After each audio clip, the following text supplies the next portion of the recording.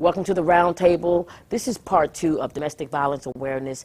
The information that you'll hear is informative and will bring awareness to you in your situation, as well as recognizing in other people's lives. Join us here. Right before us, you know, he had this, it was a steel ball with a spring on it, and she had worked 2 jobs, 2 full-time jobs. She was the elevator operator back then, and then when she would get off from that job, she would go to this cafe and work until closing. And she came home from work, and my dad just started right in on her.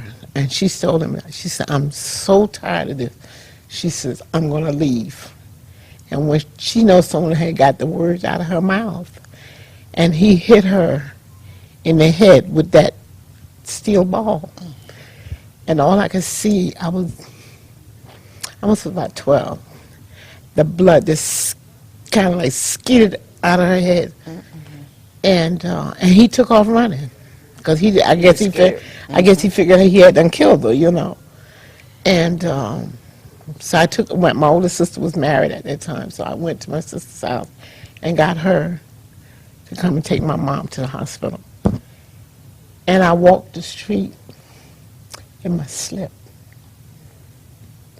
finding out where my dad went. And when I found out where he was, the cops were called. And when I found out where he was and the police pulled up, I pointed out where he had went. And they went in and got him. He spent Christmas, it was almost Christmas time, he spent Christmas in jail. So my mom moved out of that house and moved into another house. When she moved into the other house and he gets out of jail, she takes him back. I didn't understand that then, you know. And I'm saying to myself, as a little good girl, I would have never took him back. Right. But yet and still, I leave, I get married. And I go and married almost the same kind of a person. Like your dad, it was not always physical. It was mostly mental. I remember. But we went out someplace and went to a little house party. That's what it was. And we came back. You know, everybody's dancing, everybody's enjoying themselves, you know. That's before I knew the Lord, you know. And so when he's dancing with somebody, I'm dancing with somebody. We're not dancing with each other. And so my father-in-law was the instigator. He said, that man said, that's the kind of woman he can kill a man about. I can't stop people from saying what they say. Right.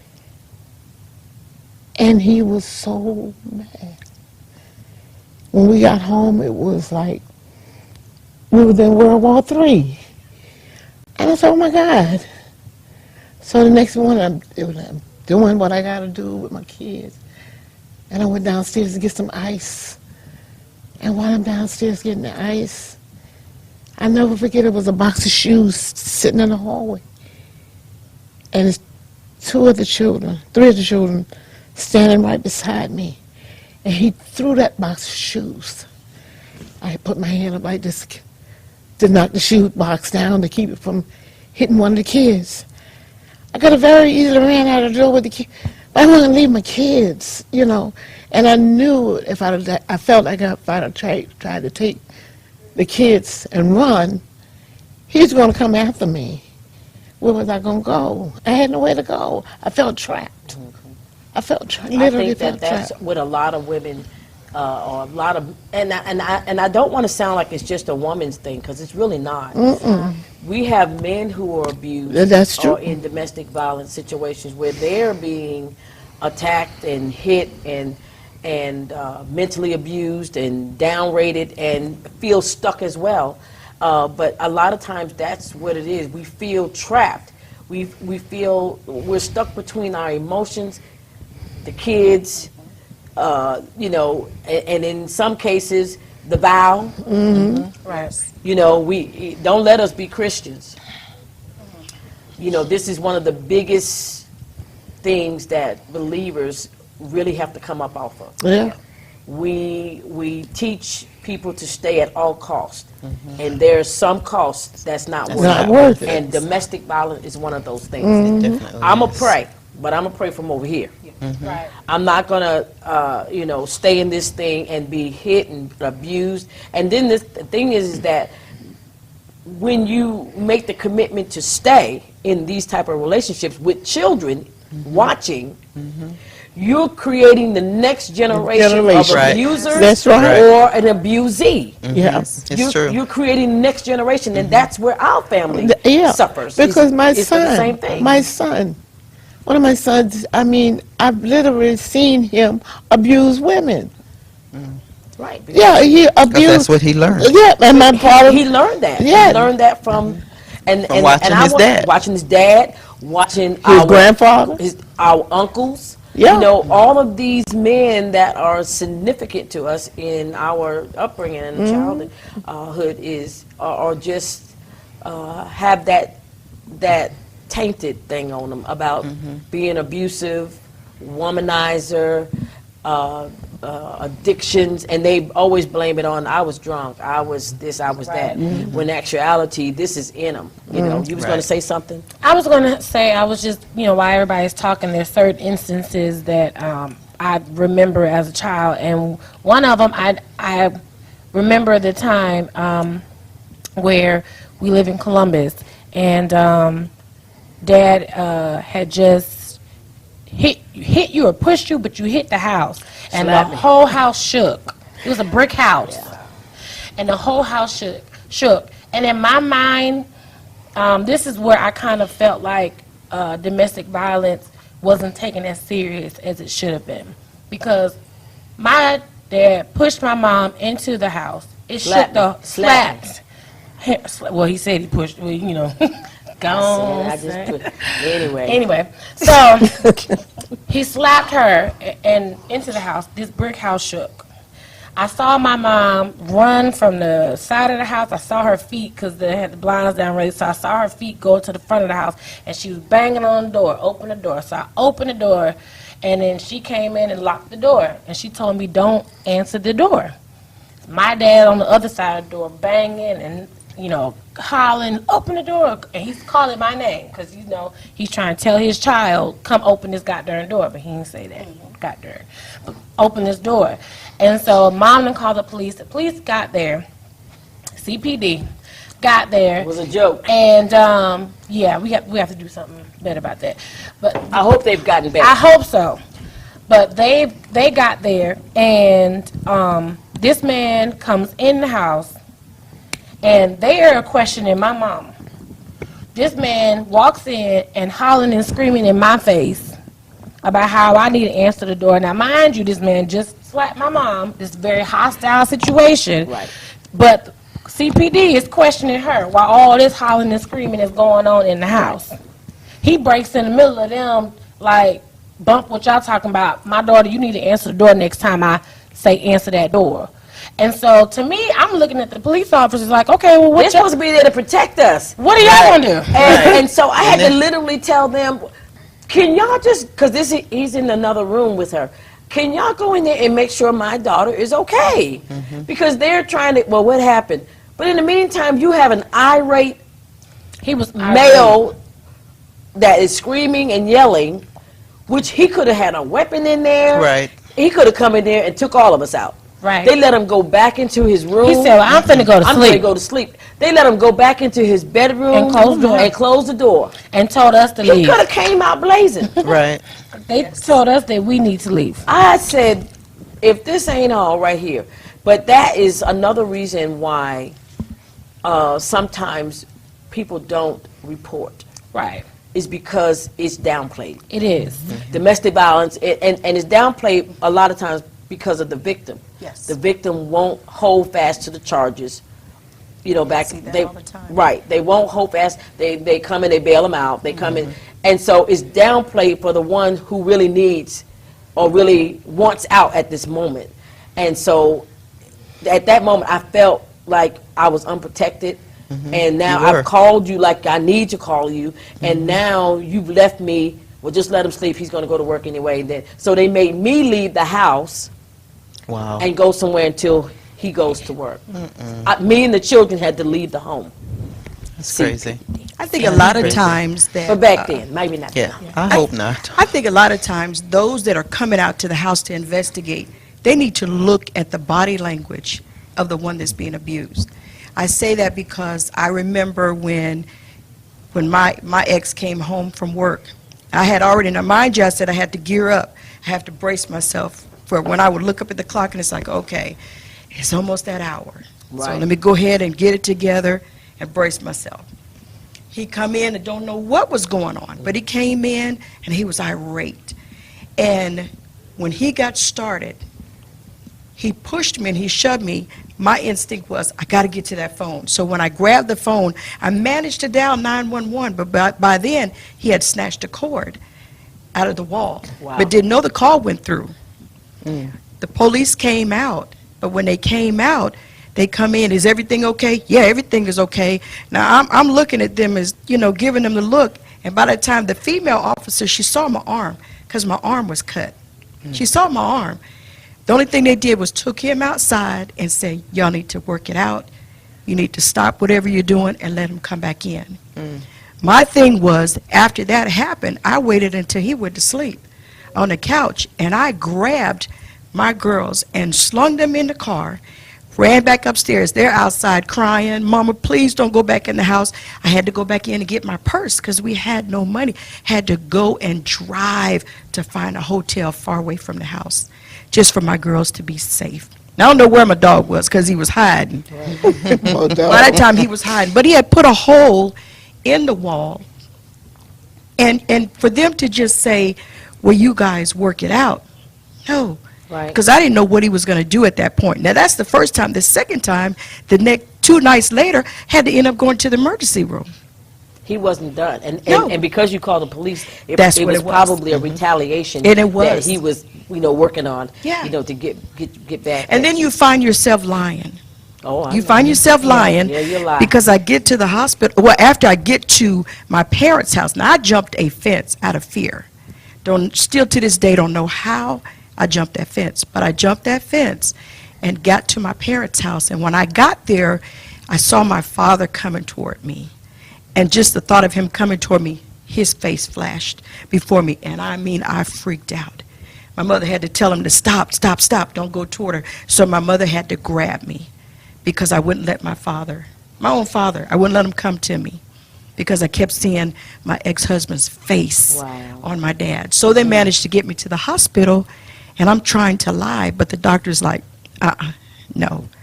What's going on? Because both my wrists were sprained, and I had marks on my neck. Right. Both of them. Right. And when you're crazy and you decorate your house, I had these nails that I had hanging from the wall that I would put when you tie back your curtains. And so it was a perfect alignment. If he had to push me just right, I probably would be paralyzed Wow. because that nail would have went straight into the back of my neck to my spine. That's just how hard he pushed me. But it's bad when your girls have to see all of this because they were made to watch every incident that we ever had. Right. So my thing is, oh God, what can I do to get this out of my girls? And it brings about anger. Yeah, it The does. children become angry because they feel helpless. Yes. That most of the time, mom is being hurt and they can't do anything, especially young males.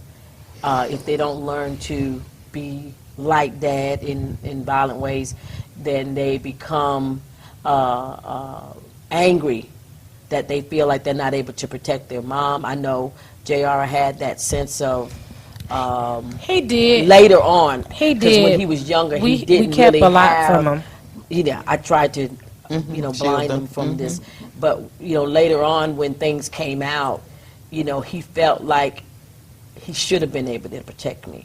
And so it just brings up a lot of, I know you were talking about this happened to you one time, but I want to shift a little bit because even though it happened not one time, but you said the first time it got ugly, you got out.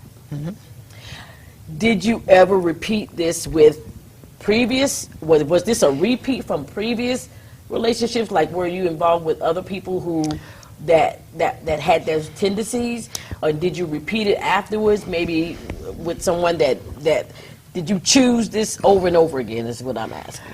Well, the first marriage was more just verbal and abandonment. But the other one was physical, more or less. He did say some things, but it was the last one that I think I felt the worst, because I would walk with my head down. I would tell people, don't talk to me if you see him with me, and, why do you, it was just crazy, because, I'm scared to have people say something to me, because I feel like if they do, then when I get home, that's going to create a problem. And so, I just walk my head down so I don't have to speak to people. Isn't that sad? It is sad. You're such a happy-go-lucky person and such a people person. Do you ever find that y'all, having gone through what you've gone through, that you still carry some of the behaviors of an abused woman? I do, because my initial reaction to anything that even seems familiar is, okay, here we go. Because You become on guard. become on guard, and like whatever that situation is, I'm going to attack it. And by the time I finish it and know it, it's gonna be dusk, because I'm not, in my mind, I'm not gonna do this again. That ain't happening again. So even if it's not necessarily that, if it looks like if that. it even if looks, I can see it from afar. I'm like, okay, well, here we go. My automatic thing is, this is not going down this way. And it's sad, because it ends up being an overreaction to things, and then it ends up being something that my children have to deal with, or my spouse have to deal with. My spouse can come and say, hey, babe, and try to rub me. I'm like, hey, get off me, let me, wait a minute. Wait a second. You rubbing too hard. It feels kind of like tension, like what's going on? and it's sad, because it's like a battered dog, Yeah. Don't even realize that people are trying to help you, but you just gnaw at them. And so that's something I have been being cautious of, because I do love to see couples who love each other and are affectionate towards each other, but I don't really have a lot of that, because of the fact that it's just a lot, and it makes me go like, no. I put up those walls. I really just don't want that. Right. It reminds me of that. And so I just, don't hug me. No, we straight. You good. Way over there. I don't really want your hand holding. I love you, though, with all that's within me. But I just am so Sore, so injured. yeah. So I'm injured from growing up and seeing it myself, experiencing it myself, along with other things that I've experienced. So it's just like a culmination of things. So I love people. I think more than people realize I do. I love my husband more than I think he realizes, but even him and my children, sometimes I have to be like, thank you. I don't want a whole lot of that.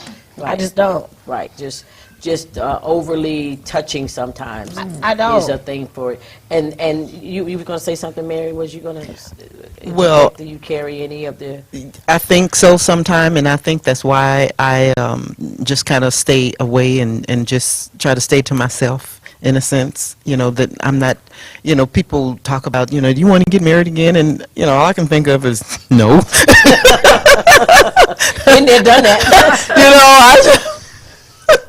So Do you find yourself still holding your head down, still not, like, introvert, trying to keep yourself from, do you catch yourself sometimes holding back or trying not to be overly friendly or? Well, I do believe sometimes that I am a little more quiet than I used to be, because I was more outgoing. But I do find myself just kind of holding back and, just kind of being quiet sometime. Yeah. What about you, Mom? Well, with me, going back a little bit, like when Pat was talking about, you find yourself your lie. Because like one of my oldest son asked me one time, he had grew up and he said, Mommy, they used to call their dad by his name, did Ed throw a box down on you? And I lied for a long time because I didn't want them to know that their dad had actually tried to hurt me by throwing a big box of shoes down on me. And I said, no, that didn't happen. That didn't happen. And deep down in I knew it happened. And then way later, far away, a long time after that, yeah, that really did happen. It did. And it's amazing how you tried to hide that one thing, as if we didn't see all the other crazy that was going on. I mean, and it's in our mind. It's like your mind gets gelled. Or yeah, something. it does. You don't you're not even rational. Because like even one time he, like with one of my neighbors, he was like flirting with one of my neighbors in front of me, and then she said, "Well, ain't this your wife?" He said, "Oh no, that's my sister." Oh my God. Did Abraham? I know, right? Yeah, that's my sister. Oh wow. I mean, Well, I had an incident one time. We were on the bus, and this idiot is sitting next to a lady, and I'm sitting over here, and he's telling her how good she looks. And I'm like, and then he says, "This is my wife," and she looked at me embarrassed because, Or what he was yeah, and I was like, "What is wrong with you?" When we got off, I'm like, "What are you doing?" But he just had, I don't know if he was trying to hurt me even at that point, I if think he that just didn't is. care, I or think that the what? abuser has no regard for your feelings At all. No, not. and so basically that's a jump off point too. Like if you got too much to say about it, because I'm sure you couldn't go in on it. You probably had a comment about it, but you knew not to go in. Like, Not too far. Not too far. You knew not to, and that was me. I had some boundaries, but even in my boundaries, it was like I knew not to go too far. But I'll tell you this: when it got down to where I said, "This enough. This is it," I didn't care. I think my statement was, "You can beat me to a pulp, but I'm gonna say this." Yeah. You can do whatever you want to do, but I'm going to say this. And that was my takeoff point of regaining me, of coming back and saying, you know what, my mind, who I am as a person, I'm no longer going to let you stand on me, control me, dominate me, and treat me any kind of way. And I think one time I told him that because he was cutting the monkey up real bad, getting his little self all stirred up and everything. And I just sat there quietly because the Holy Spirit told me, don't say nothing. And I sat there quietly, and when he got ready, like he was going to get into his hitting part, the Holy Spirit told me to say, "And how long do you think God's going to let you do this to me?" It stopped him in his tracks. He turned on his heel and went out the door and slammed the door so hard it broke the molding around the door off. And that was the beginning of trying to regain who I was as a person, to the point where I said, "I'm done. I'm getting out of this marriage. 17 years, 2 children later, I'm going. I'm leaving, and this is it." And I noticed it too on her because, like, he was abusive to her, and he was also extremely abusive to me and my brother. Like, our whoopings were very extreme, and so, but that was just what it was. But when Mom was getting ready to call 911 that day, he whipped me to the point where I had completely blacked out and woke up, and he was still hitting me. And I woke up and I saw my mom. She had the phone in her hand, and she said, "If you hit her one more time, I'm going to call 911. I had noticed then, like, oh, like, Mama getting a backbone. oh, this is going to be good. And I think I'm laughing about it because in our home, it was me, my mom, and my brother. The way that it is today, because we were all abused by this one person. And nobody really knew our story because we didn't tell people our story. We just kept it between the 3 of us. We would get in the car, we would drive and come to church and smile, and the Andersons was just all gravy. Then we'll get back in the car, and I would just hate the day we pull up to the house. I'm like, I know it's going to be some bull when we get in this house, or of some sort, something he would create of some, for some reason, just to create chaos. And so when mom did it that day, I noticed that, okay, this is a new thing we're getting ready to do. I don't think it wasn't that much longer months maybe, and We would be at church. Now, mind you, they are cloaked because they have an outward appearance. They have an outward shield or mask that they wear that the world may not see them that way. Right. To all their friends, their family, everybody they're looks at great them and guys. yeah. You know, he'll do anything for you, and then they come home and abuse the people that's closest to him. Right. And that was us. And so at church, he was a minister, Wow. Sunday school teacher, Youth pastor. the youth pastor. He was all of these things. And he was very good at it. I mean, he taught the Bible. You couldn't touch him. He knew the letter of the law. He was just living it. But I remember he would, you know how we all go to dinner sometimes. This is a topic that I lived. I have lived it from my childhood, and I have seen it in my children. And I want to say to you, it is a topic that we need not sweep under the rug. It should not just be for a month, because people live this every day. Domestic violence is something that has to be addressed. People need to know that they have another solution. There's a way out. And I'll say this to any woman. If you're staying, or any man, if you're staying because you feel like if you leave, you're going to lose their love, staying will not make it. Staying will not make them love you. You have to know your value. You have to know you're better than this. You have to know you're worthwhile. You have to know that anybody who would bring harm to you and say they love you is a lie. You have to be able to see the evil in what domestic violence brings. Some women and men never make it out of these relationships because they keep giving opportunity and chance for abuse to happen. Right. And for us, we're called survivors. Yes. But there are so many who don't survive. And you don't want to take the chance of playing Russian roulette with your life. Because violence is violence. And one wrong blow could end your life. Yes. So if you're in this relationship and you've heard some of the things that have been described on this platform today, get the help. Go and get the help that you need so that your abuser may possibly even get the help that they need.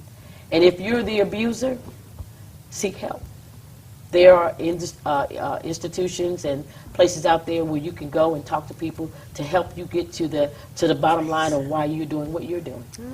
But until we meet the next time at the round table, be safe and know that we love you. World Changes Tabernacle, led by Prophet Prathan Powell, is a word-based church committed to seeing you win. We're called to create a loving and caring community for all people and work together for justice and peace in our world. Recognizing that our spiritual journeys are all different, we strive to be respectful and inclusive concerning each individual's relationship with God. We believe that Christianity is a lifestyle, and we're committed to teaching, learning, and living the Word of God. It's more than a song, more than a shout, more than a dance. Whether you're a committed follower of Christ or just curious about God, you are invited to visit with us. Give us a call or check out our website for more information or to see our sermon times.